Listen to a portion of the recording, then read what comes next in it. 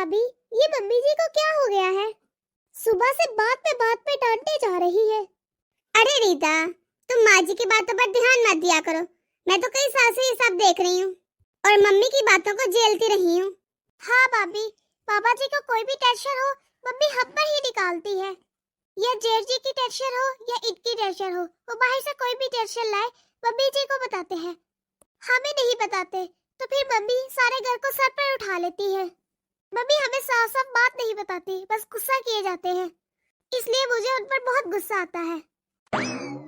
ये किचन में क्या पंचायत लगा रखी है तुम दोनों ने? अरे कोई बात नहीं मम्मी जी, वो मैं भाभी से पूछ रही थी कि क्या बनाना है शाम के खाने के लिए। शाम की फिक्र तुम्हें अभी से नहीं लगी? जी मम्मी, वो एक्चुअली शाम को मेरी बारी है ना खाना बनाने की, इसलिए मैं भाभी से पूछ रही थी। मैंने तुम लोगों को कितनी बार समझाया है, जब घर के मर्द परेशान हो या किसी टेंशन में हो तो जल्दी जल्दी अपना काम खत्म कर लिया करो, ताकि घर में कोई हलचल ना हो और सुकून रहे। और कम से कम बिन मांगे 4 बार चाय पूछ लिया करो। जी मम्मी जी। और छोटी बहू कहाँ है? वो नहीं दिखाई दे रही। वो मम्मी जी, मैंने आयशा से कहा था कि परी को होमवर्क करवा दे और तुम्हारे हिस्से का काम मैं कर लूंगी। देखो, जरूरत से ज्यादा ना उसे पढ़ाई लिखाई में जाकर मत रखा करो। उसे भी अपने साथ घर के काम काज सिखाओ, वरना पढ़ी लिखी है, कल को नौकरी करने को तैयार ही ना हो जाए। और तुम लोग को ये बात तो अच्छे से मालूम है कि इस घर की बहुएं नौकरी शौकरी नहीं करती, चाहे वो कितनी भी पढ़ी लिखी क्यों ना हो। जी मम्मी जी, ये तो मैं बहुत अच्छे से जानती हूँ। और तुम रिदा, ज्यादा मुंह ना चलाओ, जल्दी से चाय बनाकर लेकर आओ। जी मम्मी जी। 3 बहुएं इस घर में, लेकिन मजाल है कभी वक्त पर काम खत्म हो जाए इनका। बस किचन में आके पंचायतें लगाई रखती हैं। देखिए ना भाभी, मम्मी जी का हमेशा से यही रोना लगा रहता है कि बस टेंशन है। साफ साफ बताती रही है कि क्या टेंशन है। जाने दो रीता, और तुम जल्दी जल्दी चाय बना लो, इससे पहले मम्मी किचन में दोबारा आ जाए खबर लेने के लिए। ठीक है भाभी। अरे आयशा, तुमने परी का होमवर्क करवा दिया? हाँ भाभी, करवा दिया। वैसे हमारी परी बहुत होशियार है, उसे मेरी मदद की ज्यादा जरूरत नहीं है। वैसे भाभी, ये मम्मी जी को क्या हो गया है? सारा दिन बस गुस्से में ही रहती है, बस यही कहती रहती है घर के मर्द इतनी टेंशन में है और घर की औरतें बस खाती रहती है, इन्हें तो अपने शोहरों की कोई फिक्र ही नहीं है। और मम्मी जी कोई बात हमें बताती भी नहीं है। अगर कोई टेंशन है तो हमसे तो डिस्कस करे। हाँ आयशा, तुम बिल्कुल ठीक कह रही हो। इस घर में ना औरतों को किसी भी चीज में बोलने का कोई हक नहीं। इस घर की बहुएं किसी भी मामले में बोल नहीं सकती। बस कोई भी टेंशन हो जाए, मम्मी जी बस बहुओं को ताने ही मारती हैं, पर कभी बताती नहीं कि असल में बात क्या हो गई है, कि घर के मर्द किस बात को लेकर परेशान है। लेकिन भाभी, ये तो गलत बात है ना। जब हमें परेशानी की वजह ही नहीं पता तो हम क्यों परेशान रहे? हाँ आयशा, तुम ठीक कह रही हो। जब मैं इस घर में नई नई आई थी ना, तो मैं भी ऐसे ही सोचती थी कि जब मुझे घर की परेशानी का पता ही नहीं तो मैं क्यों परेशान हूँ। एक दो बार मैंने बोलने की कोशिश भी की और जानना चाहा कि आखिर क्या बात है, लेकिन मुझे यही बोलकर हमेशा चुप करवा दिया गया कि घर की औरतों को कोई हक नहीं उनको कि वो घर के मर्द की किसी भी बात में बोले। आप ही बताइए भाभी, क्या आपको ये सही लगता है? सही तो नहीं लगता आयशा, लेकिन मैं चाहकर भी कुछ नहीं कर सकती, इसलिए बस मैं चुपचाप रहने में ही अपनी भलाई समझती हूँ। लेकिन भाभी, हम कोई अनपढ़ जाहिल गंवार थोड़ी है। मैंने तो लॉ की पढ़ाई की है। भला मैं किसी भी मसले को जाने बिना क्यों चुपचाप परेशान रहूं घर में? अगर घर में कोई मसला बन भी गया है, किसी चीज की टेंशन हो भी रही है, तो मुझे पूरा हक है कि मैं उसे जानूं कि घर के लोग क्यों परेशान है। हो सकता है मैं कुछ मदद कर सकूं। हाँ आयशा, मैं अच्छे से जानती हूँ तुम आज के जमाने की पढ़ी लिखी और समझदार लड़की हो, लेकिन इस घर में तुम्हारी समझदारी का कोई मोल नहीं। इस घर की यही रवायत है कि चाहे औरत ने पीएचडी क्यों ना की हो या फिर अंगूठा छाप हो, इस घर की औरतों को मर्दों के मामले में बोलने का कोई हक नहीं। मैं तो ये सब बर्दाश्त नहीं करूंगी भाभी। जहाँ मेरी जरूरत हो वहाँ तो मैं जरूर बोलूंगी। काश आयशा तुम्हारी बातें कोई सुन और समझ ले और तुम इस घर की रवायतों को बदल सको। हाँ भाभी, मैं जरूर बदलूंगी। अरे बड़ी बहू, कहाँ गई? यहाँ घर के मर्द इतने परेशान बैठे हैं और ये बहुओं को अपने कमरों से फुर्सत नहीं मिलती। लो सुन लो अब आयशा। रुके भाभी, मैं अभी पूछ कर आती हूँ कि ऐसा क्या हो गया है। रहने दो आयशा, बेकार में ही बात बढ़ जाएगी। मम्मी जी तुम पर बहुत गुस्सा करेंगी। नहीं भाभी, मैं अभी आती हूँ।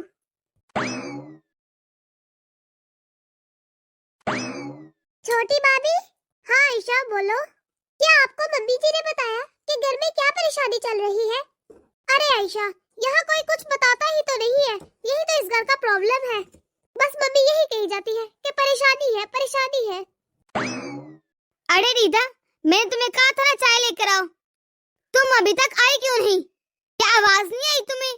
मम्मी जी, बस मैं लेकर आने ही वाली थी। मम्मी जी, वैसे घर में ऐसा कौन सा मसला आ गया है जिसकी वजह से आप सब लोग इतना परेशान हैं?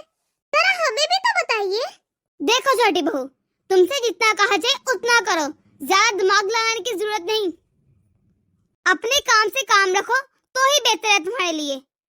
और तुम रीता, जल्दी से चाय लेकर आओ। देखा तुमने आयशा, अगर हम इस घर के मसलों को जरा सा भी जानने की कोशिश करें तो अपनी ही इज्जत करवा के बैठ जाते हैं। हाँ भाभी, अभी तक मैं देख ही तो रही हूँ बस। अच्छा आयशा, मैं चाय लेकर जा रही हूँ, तुम किचन में जरा काम देख लो। ठीक है भाभी। बहू, अरे बड़ी बहू। जी मम्मी जी। बड़ी बहू से कहना कि आज सबके लिए चाय ना बनाए, बल्कि दूध में गुड़ डालकर सबको दे दे। लेकिन मम्मी जी, बड़ी भाभी तो सो रही है, उनकी तबीयत नहीं ठीक थी। अरे बड़ी बहू की तबीयत ठीक नहीं, उसे क्या हो गया? फिर रीता से कहना कि वो दूध में गुड़ डालकर सबको दे दे। लेकिन मम्मी जी, रीता भाभी भी अभी सोकर नहीं उठी, उनके कमरे का भी दरवाजा अभी बंद है। अब देख लो तुम इनकी हरकतें। यहाँ पर घर के आदमी इतने परेशान हैं और ये दोनों महारानियां अभी तक सो रही हैं। जब दाएं दाने के लिए परेशान होंगी ना, तब देखूंगी कैसे सोएंगी भूखे पेट। फिर ऐसा करो छोटी बहू कि तुम भी दूध को पकाकर उसमें गुड़ डालकर ले आओ। और हाँ, याद रखना दूध में बादाम जरूर डालना। और ना जाने इन बहुओं के मसले कब खत्म होंगे। 3 बहुएं इस घर में, लेकिन जब तक कोई बोल ना दे कोई काम नहीं करती है। एक तो घर के आदमी इतने परेशान बैठे हैं, खुद ब खुद इनको ख्याल ही नहीं आता कि कोई चीज दे दे उनको। ठीक है मम्मी जी, मैं अभी दूध लेकर आती हूँ। देखो छोटी बहू, जब दूध लेकर आओगी तो दरवाजे पर ही ट्रे छोड़कर चली जाना। वहाँ ड्राइंग रूम में अंदर मत आ जाना तुम। लेकिन क्यों मम्मी जी, मैं कोई बाहर वाली थोड़ी ना हूँ, मैं तो इस घर की बहू हूँ ना। मैंने कह दिया ना बहू कि मत आना तो मत आना, जरूरत नहीं कि अंदर आने की। जब घर के मर्द किसी जरूरी मसले पर बात कर रहे हो तो औरतों को कोई हक नहीं कि उनकी बात सुने। लेकिन क्यों मम्मी जी? देखा बहू, तुमसे जितना कहे तुम उतना ही करो। सिर्फ मैं यही खड़ी हूँ, जाओ जाकर दूध लेकर आओ। ये आजकल की बहुएं भी ना बहुत जुबान चलाती हैं, एक बार की कही बात इनको समझ नहीं आती। अरे जबीला, दूध ले भी आओ। अरे आ रही हूँ, बस लेकर आ रही हूँ अभी। मम्मी जी, मैं ले आई दूध। लो बहू, मुझे दो, तुम्हारे पापा जी कब से आवाज लगा रहे हैं। अरे बहू, तुम कहाँ आ रही हो मेरे पीछे? यहाँ मेरे पीछे आने की कोई जरूरत नहीं, वहीं से लौट जाओ तुम। तुमने दूध दे दिया, तुम्हारा काम खत्म, बस अब जाओ यहाँ से। हरगिज नहीं जाऊंगी, मैं तो जरूर सुनूंगी कि आखिर क्या बात हो रही है इन घर के मर्दों में जो बहुओं को नहीं बता सकते। अरे आयशा, ये क्या तुम अभी तक यहीं खड़ी हो? जब मैंने तुमसे कहा है जाकर अपना काम करो तो क्यों खड़ी हो यहाँ?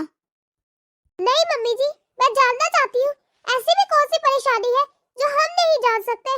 देखो आयशा, घर के मर्द बहुत ही गंभीर मसले में उलझे हैं, तो तुम्हारा यहाँ पर कोई भी काम नहीं है। तुम जाओ, जाकर किचन में काम देखो। लेकिन मम्मी जी, मैं कोई अनपढ़ गवार नहीं हूँ, मैंने लॉ की पढ़ाई की है। अगर कोई मसला है तो मुझे भी जानने का हक है। हो सकता है कि मैं उस मसले का हल निकाल लूं। इसलिए मम्मी जी, मुझे बात तो सुनने दे कि आखिर क्या बात हो रही है। मैं भी पापा जी की और बाकी सबकी मदद करना चाहती हूँ, उनके मसले को हल करना चाहती हूँ। ना सास का डर ना ससुर का डर, और बहू बन गई कलेक्टर। देखो बहू, चाहे तुमने लॉ की पढ़ाई की हो या CS किया हो, इससे हमें कोई लेना देना नहीं, लेकिन इस घर के कुछ असूल हैं और तुम्हें भी उन असूलों को मान कर चलना होगा। इसलिए मैं तुमसे कह रही हूँ कि जाओ यहाँ से। नहीं मम्मी जी, मैं यहाँ खड़ी होकर सब सुनूंगी, मैं नहीं जाऊंगी। अच्छा, अब समझ आया मुझे। तुम अपने पढ़े लिखे होने का रौब अपने घर के आदमी पे डालना चाहती हो। देखो छोटी बहू, तुम अपने पढ़े लिखे होने का रौब ना सिर्फ अपने मेके जाके ही जमाना।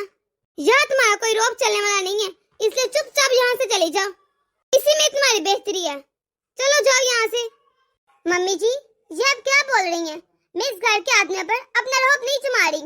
मुझे यहाँ आए पूरे 1 साल हो गए और मैंने आज तक किसी से ऊंची आवाज से भी बात नहीं की। लेकिन मम्मी, मैं इस खानदान का हिस्सा हूँ और मुझे लगता है खानदान का हिस्सा वही होता है जो मुश्किल आने पर एक दूसरे के साथ बैठकर सलाह मशवरा करे। नहीं तो फैमिली का मतलब ही क्या रह जाएगा मम्मी जी? जब फैमिली पर कोई मुसीबत आई, अगर हम लोग मिलकर उस मुश्किल का हल ही नहीं निकाल सकते तो क्या फायदा फैमिली का? तो बताइए, ये तो फिर नाम का ही खानदान हुआ ना। इसलिए प्लीज मम्मी जी, मुझे जाने दीजिए अंदर। मैं जाकर देखना चाहती हूँ। मैं पापा जी से बात करना चाहती हूँ। आखिर क्या बात हो गई है? ए चुप हो जा मेरी पढ़ी लिखी गवार बहू। तुझे कितनी बार समझाऊं, इस घर के मामले में औरतें नहीं बोलती। अब मुझे देख लो, मैं इस घर की बड़ी हूँ। मेरी 3 बहू हैं, मतलब 3 बहुओं की सास हूँ मैं। लेकिन फिर भी इस घर में मेरा इतना रुतबा नहीं कि मैं अंदर जाकर आदमियों की बात सुन सके, उनको कोई मशवरा दे सकूं। क्यों आयशा जुबान लड़ा रही हो? तुम्हें माँ की बात समझ नहीं आ रही? अंदर इतना अहम मसला डिस्कस हो रहा है और तुम यहाँ पर दरवाजे पे खड़ी होके अल्लाह गुल्ला लगा रखा है। लेकिन जी, मैं भी जानना चाहती हूँ अंदर ऐसा कौन सा मसला हल हो रहा है। मुझे पापा जी से बात करनी है अभी। मुझे आप बात कर लेने दीजिए उनसे। मैं भी आखिर पढ़ी लिखी हूँ। देखो आयशा, अंदर ना तेल मसाले या हल्दी वगैरह की डिस्कस नहीं हो रही। अंदर कानूनी मामला चल रहे हैं जो तुम्हारी समझ से बिल्कुल बाहर हैं। हाँ जी, मैं बखूबी जानती हूँ मामलात को, क्योंकि आखिर मैंने ला पड़ा है। वो तो घर की कुछ मजबूरी की वजह से पापा मेरी शादी करना चाहते थे, इसलिए मैंने नौकरी नहीं की। इसलिए प्लीज आप मुझे पापा जी से बात तो कर लेने दीजिए। नहीं आयशा, मैं पापा की इजाजत के बिना तुम्हें अंदर नहीं लेके जा सकता, क्योंकि 40 साल हो गए लेकिन कभी माँ भी घर के आदमियों के मामलात में नहीं बोली, और तुम्हें आए तो भी सिर्फ साल भर हुआ है। अरे बेटा, क्या हुआ? क्यों इतनी बहस हो रही है यहाँ? मैं कितने दिनों से सुन रही हूँ, कोई टेंशन वाली बात है। मैं जानना चाहती हूँ क्या बात है। शायद मैं आपकी कुछ मदद कर सकूं। हाँ बहू, हमारी जो जमीन है उस पर किसी ने कब्जा कर लिया है। हमारी जमीन का कागजात होने के बावजूद भी हम अपनी जमीन पर से कब्जा नहीं हटवा पा रहे। अरे इतने दिनों से ये मसला उलझा पड़ा है, लेकिन मेरे तीनों बेटे तो निकम्मे हैं निकम्मे। इनका तो दिमाग ही नहीं चलता, इसलिए बेटा मैं बहुत परेशान हूँ। अब तुम खुद सोचो बेटा, मैं इस बुढ़ापे में कोर्ट कचहरी के चक्कर काटूं? ठीक है बाबा जी, मुझे बात समझ आ रही है। आप ऐसा कीजिए, जितने भी आपके पास कागजात हैं वो मुझे दे दीजिए। मैंने लॉ की पढ़ाई की है और मुझे कानूनी बातों का आप जितना तो इल्म नहीं, लेकिन बहुत ज्यादा इल्म है। और ऐसी पढ़ाई का क्या फायदा बाबा जी, जो मुश्किल वक्त में आपके काम ही ना आए। देखो आयशा, जिस मामलात को हम सब मिल के नहीं सुलझा सके तुम अकेली सुलझा लोगी, और हमसे जमीन के कागजात मांग रही हो। इसलिए चुपचाप मुंह बंद करो अपना आयशा और जाकर किचन देखो। तलहा, तुम बहू पे इतना गुस्सा क्यों रहे हो? जिस मामलात को हम चारों नहीं सुलझा सके, हो सकता है बहू सुलझा ले। आखिर उसने लॉ की पढ़ाई की है। ठीक है बहू, एक कोशिश तुम भी करके देख लो। मैं आज ये सारे कागजात तुम्हें दिखाता हूँ बहू। अरे बस करो आयशा, रात से सुबह होगी और तुम ना जाने इन फाइल के पन्नों में क्या ढूंढ रही हो। बस पेज उल्ट पुलट करी जा रही हो। कुछ समझ आता भी है? जब इतने महीनों में हम चारों बाप बेटा मिलकर नहीं सुलझा सके इस मामले को, तुम कैसे सुलझा लोगी? आप टेंशन मत लीजिए, मुझे सारी बात समझ आ गई है और कैसे इस मामले को हल करना है ये भी समझ आ गया है। बस आप लोग मुझे भी कोर्ट साथ लेकर चलें। ये क्या आयशा, तुम्हारा दिमाग तो नहीं खराब हो गया? अब तुम घर के मर्दों के साथ कोर्ट कचहरी में चक्कर लगाओगी? इसमें चक्कर लगाने वाली कोई बात नहीं, मुझे सारी बात समझ आ गई है। बस आप लोग मुझे लेकर चलिए। बाबा कभी भी नहीं मानेंगे कि घर की बहू को वो कचहरी लेकर जाएं। क्यों जी, आप एक बार बात तो करके देखें। अच्छा चलो ठीक है, देखता हूँ। बाबा, आयशा भी हमारे साथ कचहरी जाने की जिद कर रही है। अरे ये छोटी बहू सटिया तो नहीं गई? उसे किसी की बात समझ क्यों नहीं आती? अरे जाने दो उसे साथ, एक मर्तबा उसकी भी तो मान के देख लेते हैं। वैसे भी आज आखिरी फैसले का दिन है, फैसला होना है आज, उसे भी ले चलते हैं साथ। शायद को रास्ता निकल ही आए। शुक्रिया बाबा जी, मुझ पर भरोसा रखने के लिए। हे अल्लाह, मैंने तो सोचा भी नहीं था ये बहू कचहरी चलेगी। ये तो बहुत जिद्दी निकली, नाक कटवा के आएगी, किसी की सुनती ही नहीं ये। अरे दीदी, आपने सुना आशा पापा लोगों के साथ कचेरी गई है आज? हाँ, मुझे भी तुम्हारी तरह सुनकर शौक लगा। हाय अल्लाह, ये आजकल की बहुएं किसी की सुनती नहीं और अपने आप को कलेक्टर समझती हैं। चली गई ना छोटी बहू नाक कटवाने। अरे जिस मसले को घर के 4 आदमी मिलकर सुलझा नहीं सकते, वो इस मसले को ये छोटी बहू अकेले जाके सुलझा लेगी। ये अपने आप को ना कुछ ज्यादा 30 मार खान समझती है। अभी जब ये नाक कटवा कर आएगी ना, तब इसकी अकल ठिकाने लगेगी। अरे तुम लोग भी मेरी बात कान खोल कर सुन लो। तुम लोग भी छोटी बहू की तरह मेरी नाक मत कटवा देना। मम्मी जी, आप अभी से ऐसा क्यों सोच रही हैं कि आशा हमारी नाक कटवा देगी? हो सकता है जो अभी तक नहीं हुआ वो आज हो जाए। लगता है आशा को देखकर तुम्हारे भी पैर निकलने लगे। देखो, ज्यादा दिमाग लड़ाने की जरूरत नहीं है, अपना सारा दिमाग किचन में लगाओ। भाभी, मुझे तो ऐसा लगता है कि आशा ही ठीक है। आखिर उन्होंने जिद कर अपनी बात तो मनवा ली ना। हम लोग ही बेवकूफ हैं, तो जिसने जैसा कहा वैसा ही मान लिया। हाँ, अब तो मुझे भी ऐसा लगने लगा है।